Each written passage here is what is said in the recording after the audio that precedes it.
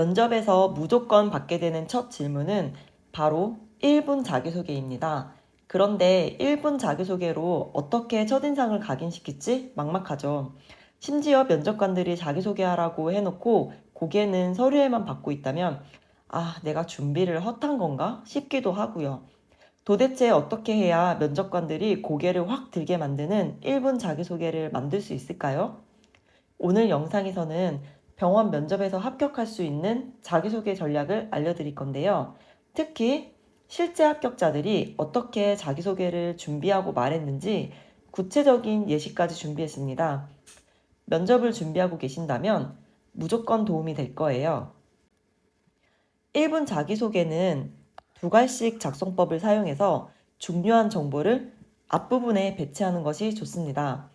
가장 핵심적인 내용을 서두에 배치해서 면접관이 첫인상에서 지원자의 장점을 명확하게 파악할 수 있도록 하는 것인데요.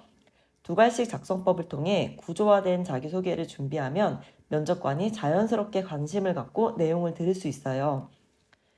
1분 소개를 잘 쓰기 위해서는 서론, 본론, 결론 세 부분으로 나누어 구성을 하는 것이 좋습니다. 서론에서는 핵심 강점을 제시합니다. 자신의 강점을 간결하게 요약하는 한 문장으로 시작하세요. 직무에 가장 적합한 성향을 골라 강조하는 것이 포인트입니다. 예를 들자면 저는 빠르게 상황을 파악하고 환자와 원활히 소통하는 능력이 강점입니다. 라고 두 갈씩으로 강점을 명확하게 전달하세요. 본론에서는 이 강점을 실제로 발휘한 경험을 한 개 또는 두 개를 들어 설명합니다. 구체적인 사례를 통해 얻은 교훈이나 성과를 짧게 언급해서 강점의 신뢰도를 높여주세요. 예를 들어 병원 실습 중 환자의 컨디션이 저하됨을 발견했고 빠르게 보고하여 조치를 취할 수 있었고 환자 안정화에 큰 도움이 되었다 라고 간결하면서 자신이 가진 능력을 증명할 수 있는 구체적인 경험을 이야기합니다. 결론에서는 병원에 어떻게 기여할 수 있는지 미래 목표와 연관지어서 마무리를 하세요. 예를 들어 이러한 역량을 바탕으로 환자들에게 세심하게 다가가며 안전한 환경을 제공하는 간호사가 되고 싶습니다.처럼 마무리를 할 수 있습니다. 결론 부분을 매끄럽게 쓰기 위해서는 지원하고자 하는 병원에 대한 사전조사가 필수입니다. 병원의 비전과 사명, 인재상, 병원에서 진행하는 사업과 연결지어서 나의 입사 후 포부로 마무리하는 것이 효과적입니다. 지금까지의 내용을 바탕으로 면접에서 합격한 1분 자기소개 예시를 보여드리겠습니다. 첫 번째 사례입니다. 서론입니다. 안녕하십니까? 소통 능력이 뛰어난 간호사 누구입니다. 저는 사람들과의 소통을 통해 문제를 해결하고 팀의 조화를 이끌어내는데 강점을 가지고 있습니다. 본론입니다. 이전 근무지에서 환자와 보호자 간의 오해로 갈등이 발생한 적이 있었습니다.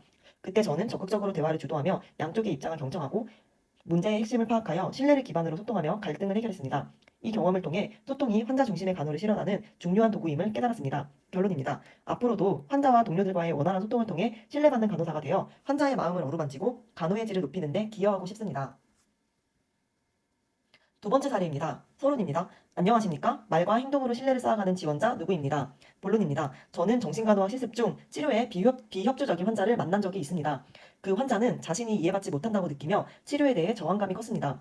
저는 환자와의 시간을 늘리며 환자가 좋아하는 종이접기 활동을 통해 자연스럽게 대화를 이끌었습니다. 환자의 이야기를 경청하고 작은 성과를 칭찬하면서 신뢰를 쌓아갔습니다.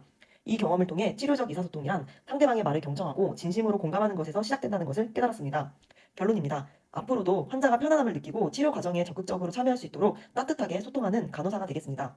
마지막으로 중요한 포인트 3가지를 말씀드리고 마무리하도록 할게요. 최악은 말하다가 더듬는 것입니다. 자기소개를 하다가 더듬게 되면 순간적으로 면접관들이 쳐다보는데 그때 머릿속이 하얘집니다. 당황해서 면접 전체를 망칠 수가 있어요. 물론 침착하게 다시 말하겠다고 하고 다시 잘 말하면 됩니다. 자기소개에서 더듬는다고 바로 탈락은 아니거든요.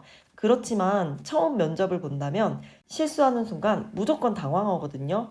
그렇기 때문에 첫 단추를 잘 끼우는 것이 무엇보다 중요합니다. 그리고 자기소개는 너무 길지 않게 30초에서 40초가 적당합니다. 1분은 너무 길어서 지루하게 느껴지고 30초에서 40초 정도가 실수할 위험도 적습니다. 자신의 성향과 사례를 말해야 하기 때문에 사례는 2개에서 3개 정도를 준비하세요. 자기소개 이후 추가 질문을 받았을 때 사례를 들어 답을 할 수 있으면 더 좋기 때문입니다. 강점은 간호사로서 병원 생활에 도움이 되는 성향을 말하는 것이 좋습니다. 제일 중요한 것은 편안하게 실수하지 않고 말할 수 있도록 준비하는 것입니다. 너무 긴장해서 평소보다 톤이 높아지거나 어색한 말투를 사용하지 않도록 주의하세요. 문장 전체를 외워서 말하려고 하기보다는 중요한 단어들을 체크해 두세요.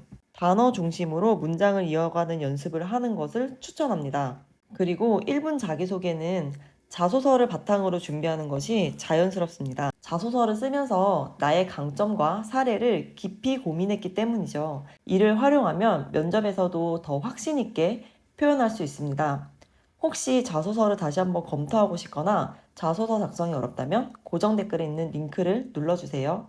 오늘 준비한 영상은 여기까지입니다. 면접을 준비하시는 분들께 도움이 되었기를 바랄게요. 그럼 저는 다음에 다른 영상으로 다시 만나요.